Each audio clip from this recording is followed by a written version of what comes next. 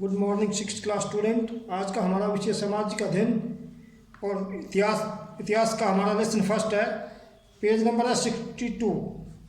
आज हम पढ़ेंगे हस्तलेख। हस्तलेख क्या होते हैं? किसी राष्ट्र का अतीत पूर्वजों से हस्तलिखित अभिलेखों से ज्ञात किया जाता है। ये प्राचीन अभिलेख सूखे खजूर की पत्तियों, वृक्ष नाम के वृक्ष की छाल पर, भेड़ की खाल व लकड़ी की पट्टियों पर लिखे जाते थे। ये हस्तलेख कहलाते थे। मनु एक लैटिन शब्द है जिसका अर्थ है हाथ होता है।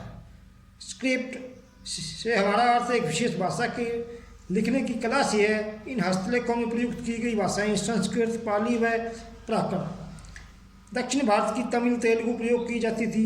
इन हस्तलेखों में अनेक खो चुके हैं या नष्ट हो चुके हैं या अनेक कीड़े मकोड़ों द्वारा खा लिए गए हैं। आगे आता है धार्मिक साहित्य। महाभारत व रामायण हमारे बृहत ग्रंथ हैं। वे संस्कृत में लिखे गए हैं। जैनियों की प्राचीन धार्मिक पुस्तकें प्राकृत में लिखी गई थी। वह बौद्धों के लेख पाली कही जाने वाली भाषा में लिखे गए थे। आगे आता है धार्मिक हस्तलेखों के अतिरिक्त ये पुस्तकें संसारिक ऐतिहासिक साहित्य से संबंधित है। इनमें कौटिल्य की अर्थशास्त्र, कालिदास की मेघदूत, हर्षचंद्र की वाणभट्ट, कालहंस की राजतरंगिणी, आर्यभट्ट की सूर्य सिद्धांत, पाणिनि की अष्टाध्यायी सम्मिलित है। इनमें से सभी ऐसी पुस्तकें हैं जो अपने निजी काल से कुछ लेखा विवरण देती है।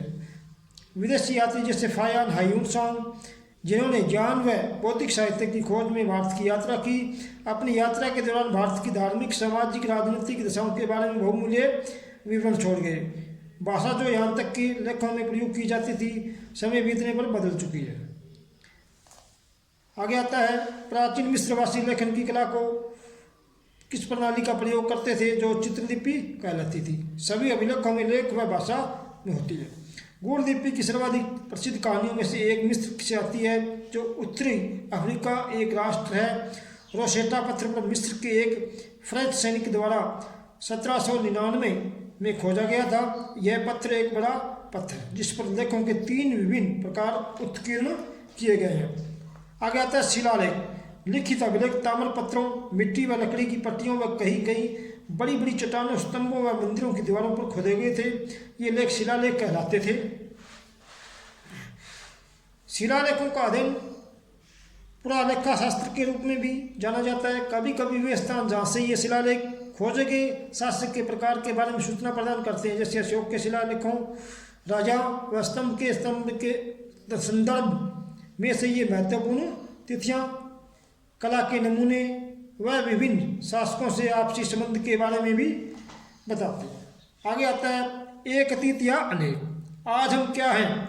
अतीत का उत्पादक है।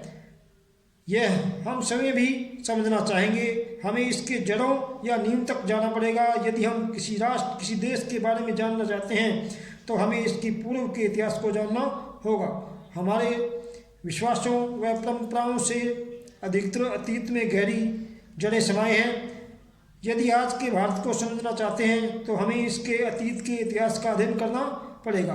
तो पहले हमारा आता है तिथियों से क्या तात्पर्य है। इतिहास मनुष्य की वर्तमान व भविष्य की संपूर्ण कहानी की व्याख्या करता है।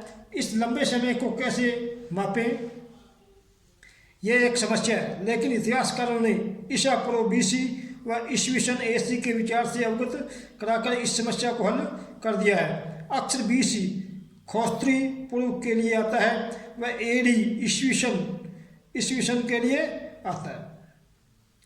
यीशु का जन्म केंद्र बिंदु है जहाँ से हम तिथि गिनते हैं। यदि कोई घटना यीशु के जन्म से 100 वर्ष पहले घटी थी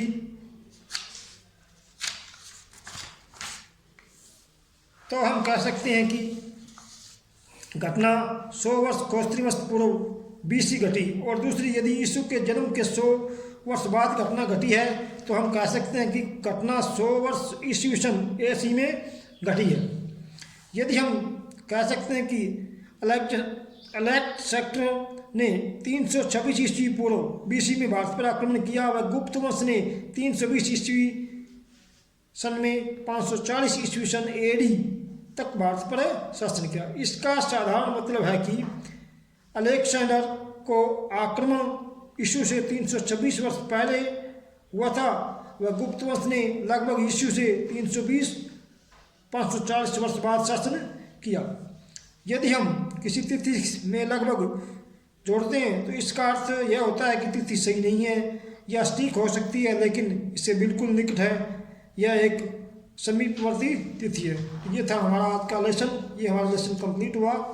आगे की वीडियो हम इसके क्वेश्चन आंसर और संकलनात्मक कार्य करेंगे। धन्यवाद।